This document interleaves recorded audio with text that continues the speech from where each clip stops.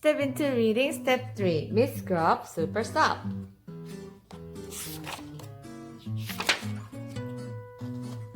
The day Miss Hoot stayed home with the flu, Miss Grubb came to Pittsman School. The kids of 2B raised an awful fuss. Ooh, woohoo! They even made up a chant. Hoot, hoot, hoot, hoot, we don't want a substitute. Miss Grubb clapped her hands. I love your chant, she said. Then she made up a chant too. She beat on a book and yelled, breakfast, lunch, and dinner, and even in between. I love to eat pickled bits. I eat them till I'm green. The door opened. Mr. Chu, the principal, looked in and waved. Is everything all right? He asked. Miss Grubb waved back. Perfect, she said. Now, you can write a chant. Here is a one to help you get started. Yum, yum, yum. I love in my morning, noon, and night. I gobble every It's your turn. Make a chant. Right here. It is time for art, said Miss Grubb. Everyone into the hall. Why? The children asked. Because that's where art is, Miss Grubb answered. Miss Grubb headed to the hall. The children followed. What's going on? I don't know. There must be an art or something. Art was the janitor. He was very busy. He emptied trash. He mopped the pool floor. He set up chairs. He cleaned the fountains. The class drew pictures of him while he worked. Miss Grubb clapped. Very good art, she said. Describe what your school janitor does. Here, and draw a picture of one activity. Back in room 2B, Miss Grubb called, Giggle break, knock knock. Who's there? Said the class. Hoo-hoo, said the Miss Grubb. Hoo-hoo-hoo, said the class. The room sounded like a barn full of owls. Everyone giggled. Miss Grubb could use a little help with her jokes. Make up a joke of your own and write it down. Knock knock, who's there?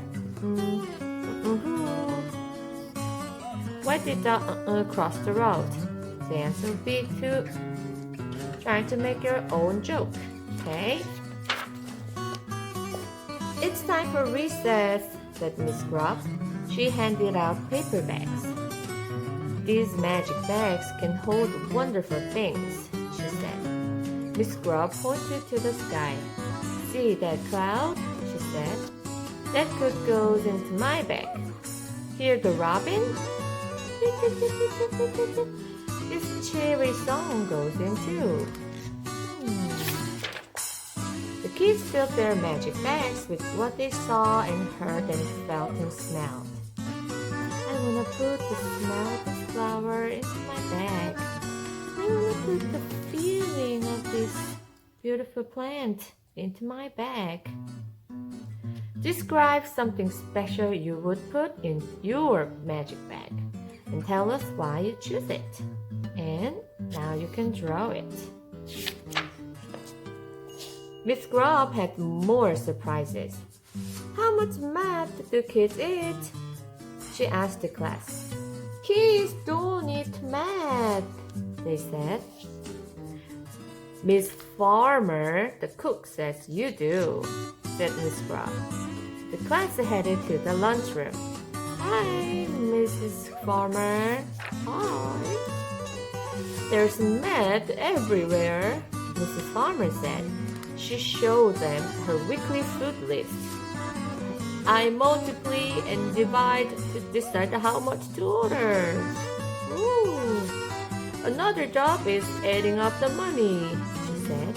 1 plus 5 is $6. If any is missing, then we have to subtract. The children laughed. Ha ha ha, we do it a lot of math. It was time for lunch. Mrs. Farmer's food tasted good. Miss Grubb said quietly. She was writing in a journal. The students asked her what she was writing. Wait and see, she said. Miss Grubb, what are you writing? What do you see? Back in class, Miss Grubb read from her journal. Today at lunch, I heard children's voices. Tonight when I go to bed, I will remember the sound. They will lure me to sleep.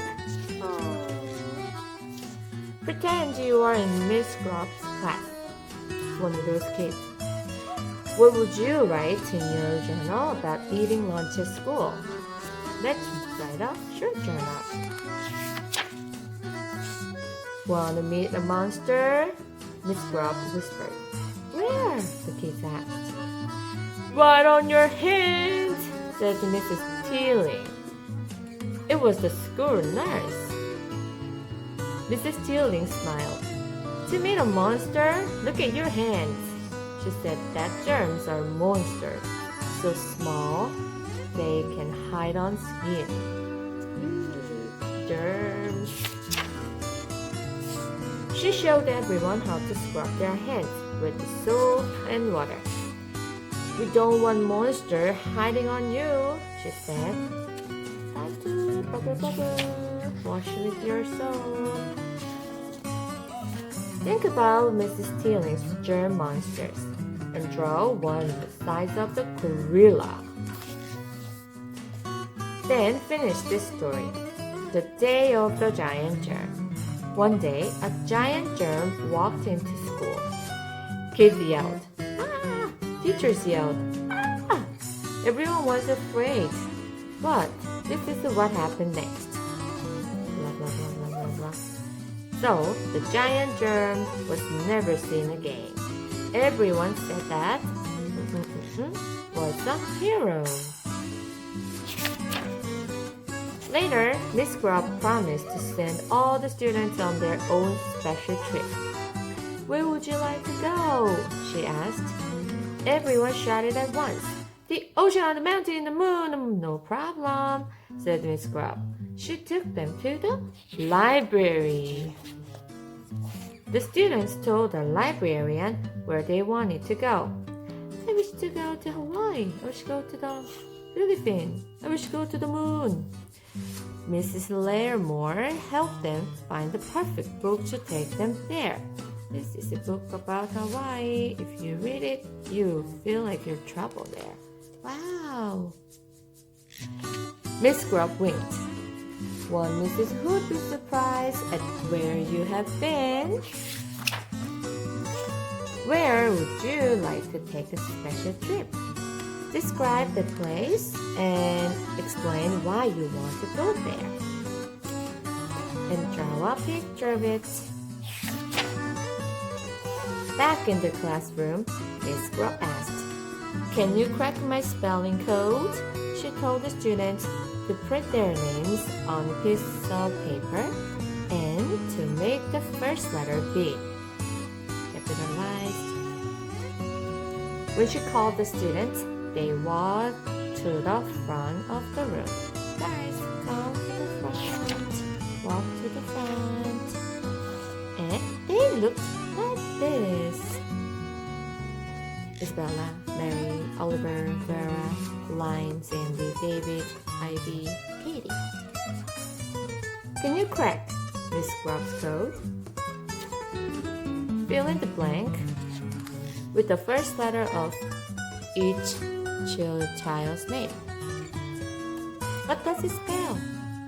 Read it out loud. At the end of the day, Miss Grubb and the class wrote notes to Miss Hood on the board. Welcome back, Mrs. Hood. I never forget you, said Miss Grubb. I put your sweet faces into my magic bag. Oh, there's a picture of Jennifer. Monster germ. The kids all cheered. Woo! They made up a new chant. Grubb, Grubb, Grubb, we love our super sub. We think you're super cool. Come back to Pitman School. Everyone agreed. It had been a perfect day. Thank you guys. I'll miss you. The end.